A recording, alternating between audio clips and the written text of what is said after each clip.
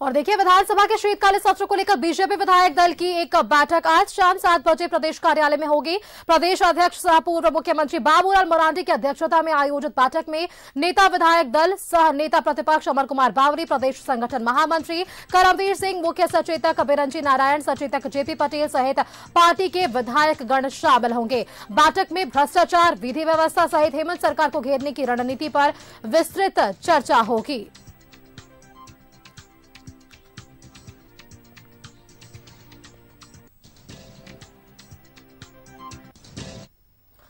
और इसी खबर पर और भी जानकारी के लिए हमारे साथ रांची से संवाददाता राजेश जुड़ रहे हैं। राजेश, देखिए, पहले सुबह आपने देखा किस तरीके से सर्वदलीय बैठक हुई, उसके बाद अब इंडिया अलायंस की बैठक चल रही है और अब से कुछ ही देर में बीजेपी की एक बैठक आहूत की जाएगी और इस बैठक में खुद बाबूलाल मरांडी मौजूद रहेंगे। कौन कौन से बड़े दिग्गज इस बैठक में मौजूद होने वाले हैं, किस तरीके से बैठक में भ्रष्टाचार, विधि व्यवस्था सहित अन्य मुद्दों पर चर्चा हो सकती है, क्योंकि कल से अब हम कह सकते हैं 5 दिवसीय शीतकालीन सत्र की शुरुआत होने वाली है।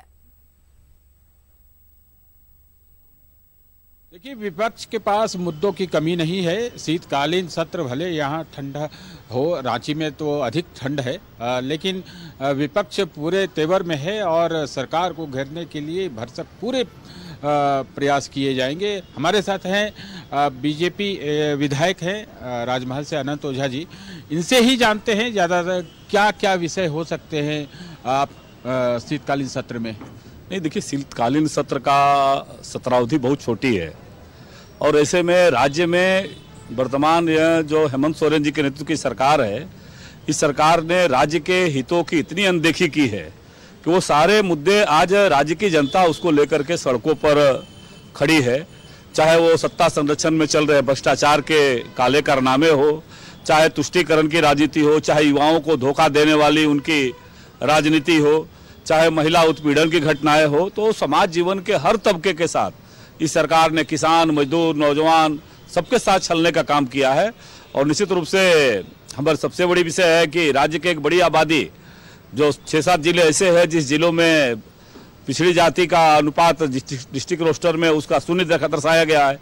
तो ये सारे मुद्दे प्रभावी है और पार्टी के आज विधायक दल की बैठक है। उस बैठक में पार्टी का शीर्ष नेतृत्व का जो मार्गदर्शन होगा उसके आधार पर पार्टी आगे की रणनीतिक योजना बनाएगी। ये तो समझ में आ ही रहा है कि विषय आपके पास इतने हैं और कुछ तो विषय ऐसे आ गए हैं कि जिसको लेकर आप सरकार को तो घेरेंगे ही, लेकिन जो कोर इशू है, मान लीजिए जैसे अभी झारखंड में जिस प्रकार से पैसे की बरामदगी हो रही है या फिर संथाल परगना का विषय है, जो घुसपैठिए का विषय, ये तमाम चीज़ें, आपके हौसले तो बड़े बुलंद है। चूँकि चुनाव में आपने जीत दर्ज की है तो सरकार को घेरने के लिए पर्याप्त आपके पास विषय हैं और समय भी होंगे।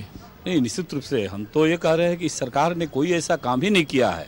समाज के हर वर्ग वर्तमान गठबंधन की सरकार में खुद को छला हुआ महसूस कर रहा है और इसके जो मुद्दे हैं, जो लगातार इस सरकार की विफलता है, उन विफलताओं को हम सदन का हिस्सा बनाएंगे। सरकार से जनता के जो प्रश्न है उस प्रश्नों का समाधान सदन के माध्यम से चाहेंगे। लेकिन यह भी तय है कि जिस प्रकार से सरकार की हमेशा पलायनवादी राजनीति रही है, तो जनता के मुद्दों के साथ ये सरकार हमेशा पलायन करने का काम की है।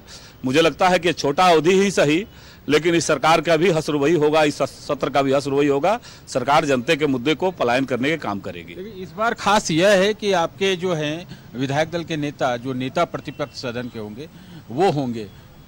ये एक डिफरेंस है, 4 साल बाद ही सही, लेकिन ये एक अंतर दिखेगा। नहीं, वो तो स्वागत करने योग्य है। पार्टी ने जो निर्णय किया है और निर्णय करने के साथ ही हमारा नेता प्रतिपक्ष का भी पार्टी निर्धारित किया है।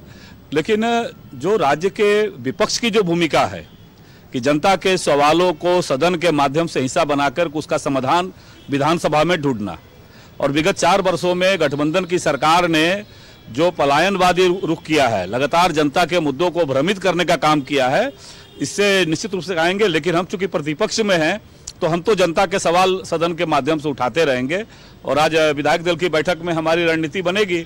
उस रणनीति के बाद जो पार्टी का निर्देश होगा उसका हम सब पालन करेंगे। एक सबसे बड़ा प्लेटफॉर्म है, या कहे कि सबसे बड़ी पंचायत है जिसमें जनता के विषय को लोग रखते हैं, चाहे पक्ष के हो या विपक्ष के।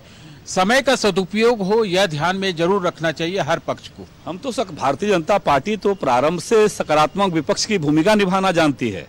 हम तो प्रारंभ से सरकार के अच्छे कार्यों में आपने सदन ने कई अवसर पर देखा है कि जब राज्य हित का कोई विषय आता था, भारतीय जनता पार्टी अपनी दलीय प्रतिबद्धता से आगे बढ़कर के राज्य हित में खड़ी रहती है। लेकिन जो काला इतिहास इस लोकतांत्रिक व्यवस्था में वर्तमान गठबंधन की सरकार ने झारखंड के माथे पर लिखा है, इसका जवाब तो सदन के माध्यम से सरकार से हम पूछेंगे ही। बाध्य करेंगे पूछने के लिए, या फिर आप लोग को जवाब नहीं मिलेगा तो वॉकआउट कर जाएंगे? तो लोकतांत्रिक तरीके से जो सदन के अंदर विधायी व्यवस्था है, उस विधायी व्यवस्था का अनुपालन करेंगे। और ध्यानाकर्षण प्रस्ताव बहुत लाते हैं, ये तो स्वाभाविक भी आएगा। स्वाभाविक है कि जनता, मैंने इसलिए कहा कि जनता के जो सवाल है, प्रदेश के युवाओं के जो सवाल है, किसानों के सवाल है, हमारे क्षेत्र के जो कल्याणकारी मुद्दे हैं, ये मुद्दे हर स्थिति में हम जनता के सवाल को सदन के माध्यम से उसका समाधान ढूंढने का प्रयास करेंगे। लेकिन वर्तमान सरकार की अब तक की जो गतिविधियां रही है, इनका पलायनवादी रुख रहा है, और इसीलिए हमें लगता है कि यह सरकार जो है उसको पलायनवादी व्यवस्था का ही अनुसरण करेगी। तो ये सुष्मिता, देखिए तेवर तो आप समझ गए होंगे कि क्या होने वाला है। ठंडी में गर्मी का एहसास होने लगा है और कल से सदन शुरुआत हो रही है। और जानिए कि शीतकालीन सत्र नाम से ही है कि ठंडा होता है, लेकिन ये सदन अंदर से गर्म रहेगा। विषय विपक्ष के पास बहुत सारे हैं। Sushmita.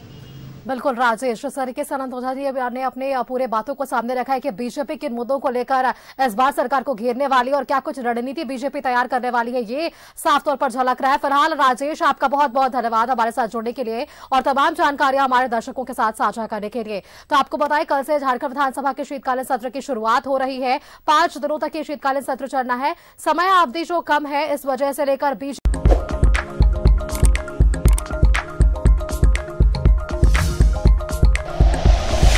Like and share videos, subscribe करें हमारा चैनल और प्रेस करें बेल आइकॉन। न्यूज़ 11 भारत, सच है तो दिखेगा।